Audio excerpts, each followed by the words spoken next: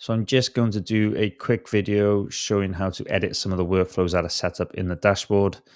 So when you detach the dashboards from a reusable element, you may be presented with some error messages. So I'm just going to show you how to get rid of those and then how to edit some of the workflows if you want to use page parameters instead of states to navigate around the dashboard. So I'm just going to create a new page. I'm just going to name this example dashboard.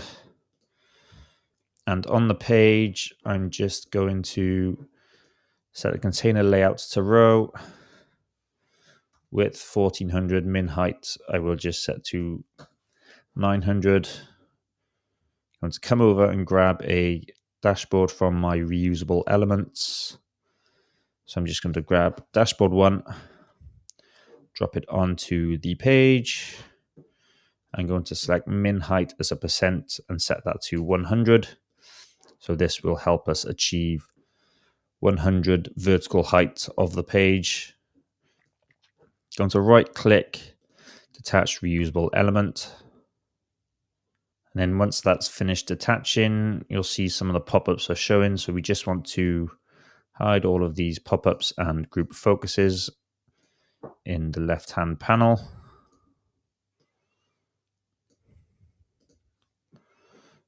And hide the menu. And you can see here we have 86 issues. But if I actually just click onto these, they do then just resolve themselves. So I just clicked through each individual issue and they just resolve themselves when they linked to the right element on the page. Then I can preview my page and I'm just going to remove the debugger. And here we have our dashboard, all the same elements as we've seen previously. All the different views for different pages. So currently the dashboard navigation uses states to show and hide each view within the dashboard. That's because you have to use states when creating reusable elements. But obviously when you detach the reusable element, you can then edit the workflows. And a common way to navigate through dashboards may be to set up page parameters. And I try to make this a bit easier for you by having a custom workflow, which is actually handling all the navigation through set states. So what I can actually do is add an action and type go to page. And I'm going to go to the example dashboard. So I'm going to add a parameter. I'm going to give it a key value of view.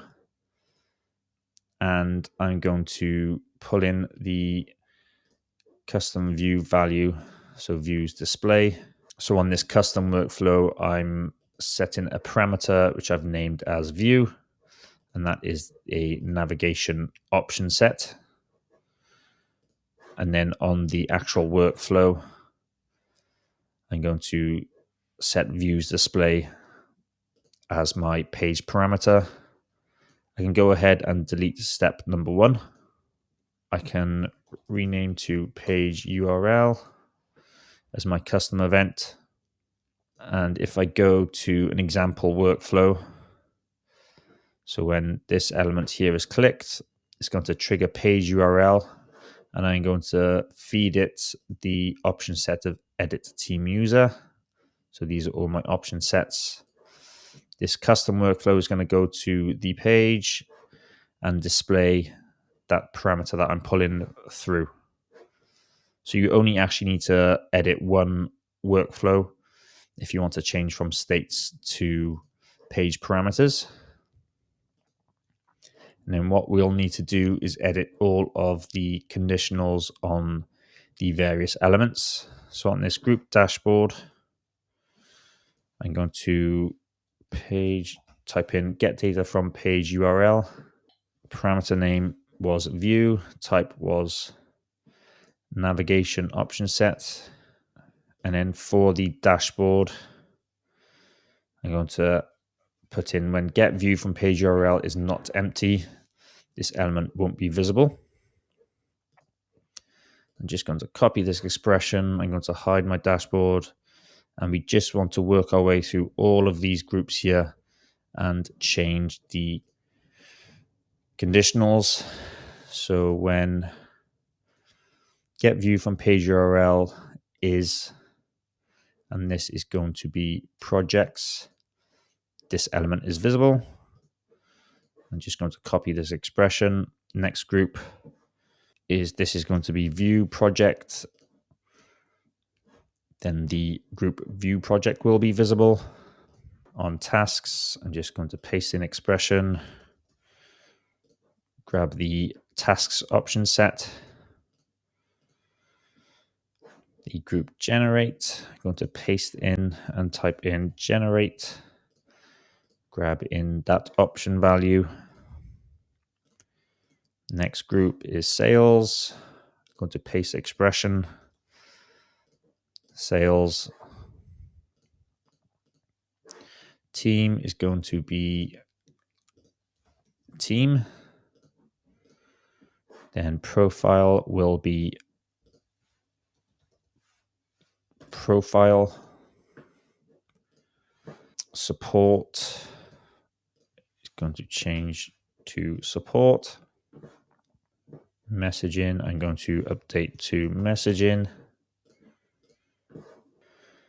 And then edit user profile, I'm going to paste expression, edit user profile, edit user team,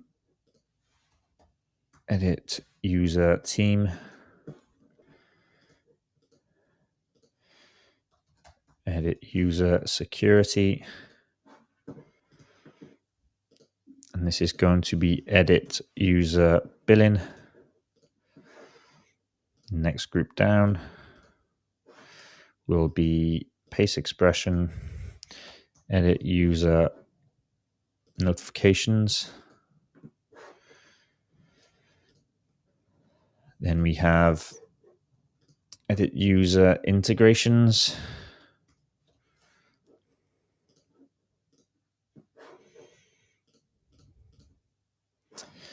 Then we have settings profile.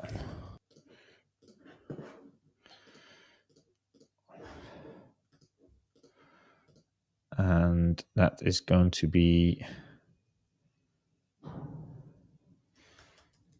settings company. Then we have settings branding. Then we have settings billing.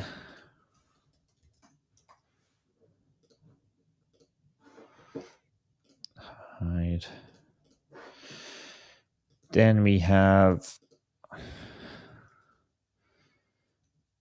integrations. Then integrations details. And finally, integrations configure. And I just know that on my dashboard, to return to dashboard, I'm going to edit this workflow and trigger page URL.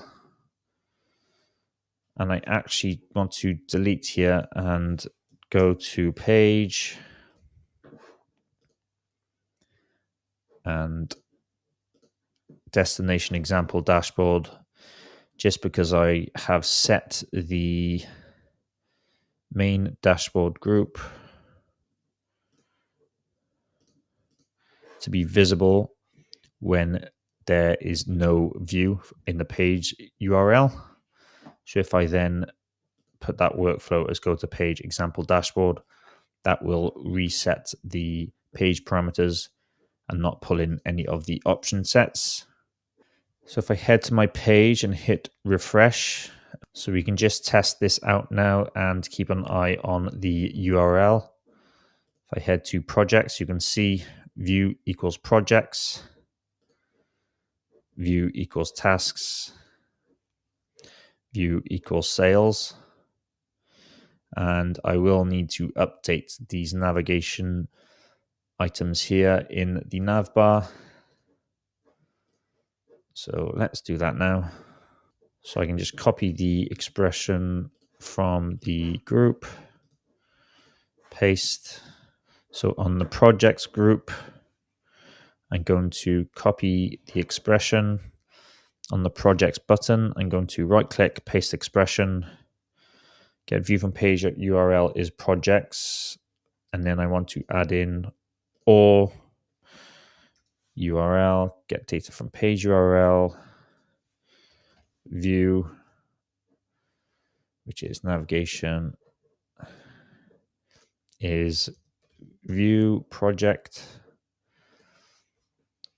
Then we are going to change the background color and font. If I right click here, paste, I know I want to change this to tasks, sales, paste, sales, generate. Here is generate. So on the team button, you can actually see we have a longer conditional that will change the background font when the navigation is team, but also for profile, edit user profile, and all the edit screens for users. So I'm just going to right click, change to team. And instead of creating that long list, which may be a bit difficult to edit, I might just create multiple conditionals. So change team to profile. And I'm just going to copy the background color to neutral 100 and the font color to text. So I've just now set those up as individual conditionals instead of one long list as a single conditional. That way it may just be easier for you to edit any of these. If you want to remove one or change the values, you can do so for individual page parameters rather than having a long list and trying to go in and edit the list. Or you can use arbitrary text and then you just go in and edit the arbitrary text in the conditional. Same thing with the integration. We're going to do separate parameters here and integrations, details, background color.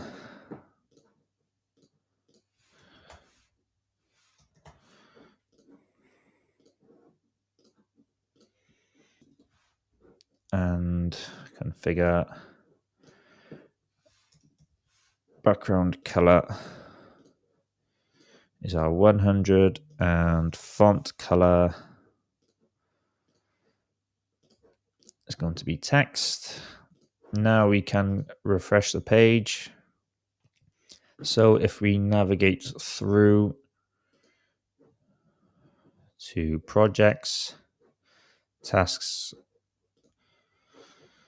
need to update this to when the page parameter is empty, is not empty. Refresh. And if I come to dashboard, projects, tasks, sales, generate team, integrations, and if I come through my various team screens, so if I edit, then this team is still highlighted. So you would then also need to add in conditionals here for these side navigations, but you've seen how we do that, so I'm not going to go through it all again because we're just doing the same thing. And integrations back to dashboard. And the benefit of using page parameters is if I was on the task page and refresh the page, I'm then going to come back to the tasks page. If we were still using states, when I refresh this page, it would then reset back to the main dashboard page.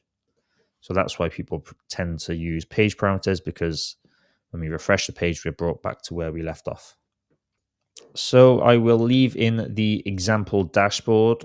I'm going to push an update to the template, so that example dashboard will be in the foundation template. So if you want to use any of the other dashboard styles and you want to mimic the workflows so that you are using page parameters instead of states, you can reference this example dashboard page, come to the workflows and check the custom workflow for page parameters, and then any of the trigger page URLs, they won't need to be changed. It's just the custom workflow that needs to be changed, and then the dashboard workflow will need to be changed to just go to page, and just the conditionals on the navigation items. But this example dashboard will be in there for you to come in and reference. Hope that clears up any questions some of you had on actually implementing the dashboard and changing those workflows around. If you have any more questions, feel free to send me a message, shoot me a DM on Twitter, email me, hey@foundationui.co, and I can do some more mini walkthroughs for you.